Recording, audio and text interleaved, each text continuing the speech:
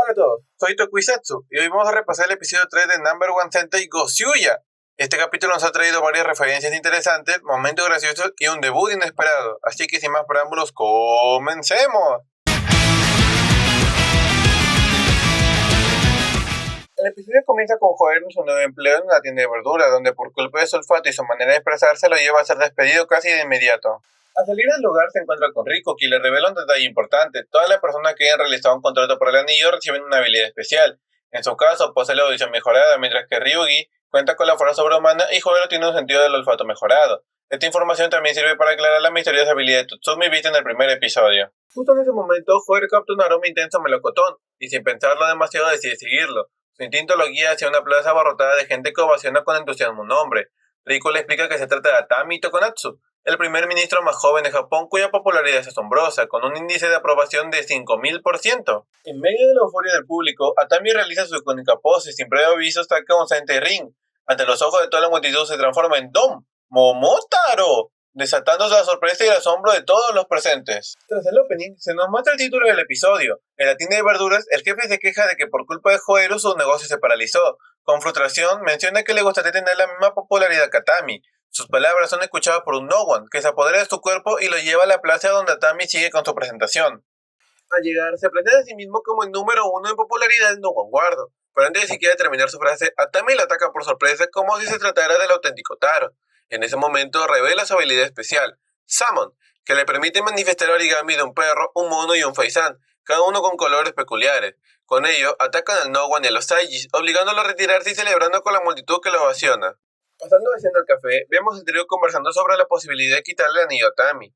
Sin que se den cuenta, una joven que los escuchaba interviene y le recomienda no intentarlo, advirtiendo que Atami es un hombre extremadamente hábil con un equipo de seguridad peligroso y que un mal movimiento podría llevarlos a prisión. Antes de que Joero pueda preguntarle quién es, ella se distrae por el precio del parfait, sorprendiéndose por lo caro que es, reacción que impacta a Ryugi. Las chicas, sin inmutarse, les preguntan si tienen anillos y por qué trabajan juntos. Y como dije en el video anterior, Ryugi le responde a la chica que su objetivo es reunir los anillos para su señor Tegasor, y que su alianza solo durará hasta que hayan conseguido lo suficiente. Después de eso, cada uno tomará su propio camino. Añade que los otros dos piensan igual, y Rico lo confirma, dejando a Joero sorprendido, pues él no lo veía de esa manera. Cambiando de tema, Ryugi le pregunta a la joven quién es, cuál es su relación con Atami, y lo más importante, cuál sería según ella el precio justo de un parfait. Antes de que pueda responder, recibe una notificación sobre una fiesta en la que podrá conseguir un buen negocio, y sin pensarlo dos veces se retira apresuradamente dejando a Ryugi con la intriga. Por otro lado, el nuevo junto a los Saiyajis ataca a la ciudad declarando que necesitan reunir popularidad para transmitirla a su reina. Para ello, lanzan un rayo que hipnotiza a todos haciéndolo lavarlo. Este suceso es presenciado por Rico y Joero, quien en un intento por imitarlo fracasa estrepitosamente, ya que en lugar de atraer seguidores más bien parece estar intimidando a la gente. Ante esto, Rico decide mostrarle a ambos cómo se consigue la verdadera popularidad, iniciando un concierto del cual atrae a gran cantidad de fanáticas, incluidas personas hipnotizadas, las que rompen su control del No One, e incluso a los propios Saiyajis. Este espectáculo es predeciado por Bouket, quien al ver a Rico cae enamorada de él, como lo han hecho con otros Rangers azules. Impresionado por la popularidad de Rico, el No One propone resolver el asunto con una votación. Rico acepta y ambos mandos, junto a sus seguidores, se retiran, dejando a Joero completamente solo. Mientras Joero se pregunta cómo logrará ganar la votación, es escuchado por Atami, quien decide enseñarle la verdadera naturaleza de la popularidad, mostrándole las reglas fundamentales para ser popular, dar un saludo refrescante y ayudar a cualquiera que lo necesite. Sin embargo, Joero no le presta atención y trata de alejarse ignorando sus consejos.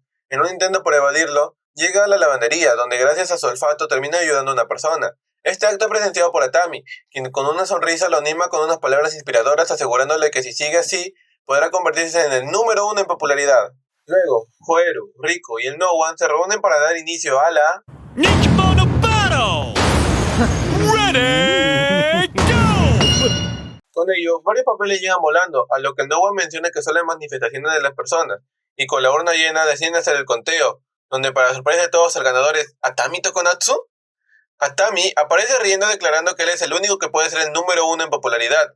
Explica que el haber ayudado a un paria como Joero aumentó su popularidad más que nunca y que la única forma en la que Joero podrá ocupar su lugar sería si él desapareciera de este mundo. Al oír eso, Joero se enfurece y ambos se transforman, dando inicio a la presentación. Atami menciona que la tercera regla de la popularidad es tener un lado desagradable, mientras que Joero menciona que no necesita la aprobación de nadie. Comienza la Number 1 battle! Ready, go! Joero utiliza su aullido para potenciar su ataque, pero Atami lo bloquea con su espada. Ante eso, el No One se une a la pelea, pero es rápidamente acribillado por Riku, quien dispara sin dudar.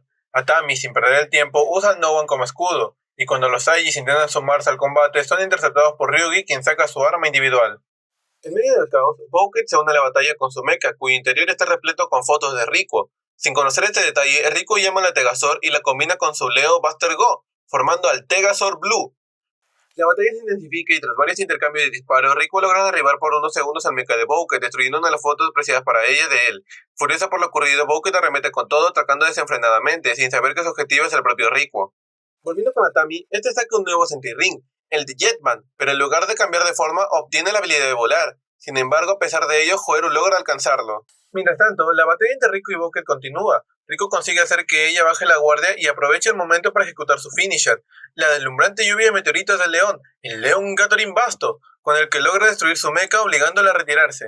Por otro lado, Ryugi revela que también posee un Sentai Ring, el de Orenja, transformándose en O-Red. Con su finisher logra atrapar a Atami y, aprovechando la distracción del No One, Joero utiliza la Tegazor para salvar al señor secuestrado y ejecuta su ataque, el Finish Finger Wolf, destruyendo al No One. Sin embargo, a pesar de sus esfuerzos, el ganador de esta competencia es Dom Momotaro. Y antes de que puedan continuar la pelea, una misteriosa figura aparece volando y dispara contra ambos, forzando la separación de ellos. Y ante la llegada de la joven, este decide marcharse. Ella se presenta como Ichikawa Sumino, detective privada y mano derecha de Atami, quien ha venido a recogerlo para llevarlo a una conferencia, y que también es poseedora de un anillo. Por otro lado, el hombre que rescató a Joero se muestra agradecido con Goshu Wolf, lo que motiva a Joero a pesar de no haber ganado la competencia. Finalmente, fija a Atami como su primera presa en la batalla por los anillos, y con la misteriosa figura helada presentándose ante el trío como Takahara Yoji, un hombre mayor, sorprende a todos terminando así el episodio. El capítulo de esta semana ha sido realmente emocionante, tanto que me pareció corto a pesar de tener la misma duración que cualquier otro episodio. La acción constante en cada momento hizo que este tiempo pasara volando. Hablando del capítulo en sí, lo que nos dejó, es interesante descubrir que además de permitir transformaciones en Ranger Rojo, los anillos también pueden otorgar habilidades específicas a otros Rangers, y que le den al usuario de forma individual una habilidad única abre posibilidades sobre qué otras habilidades tendrán los demás poseedores de anillos.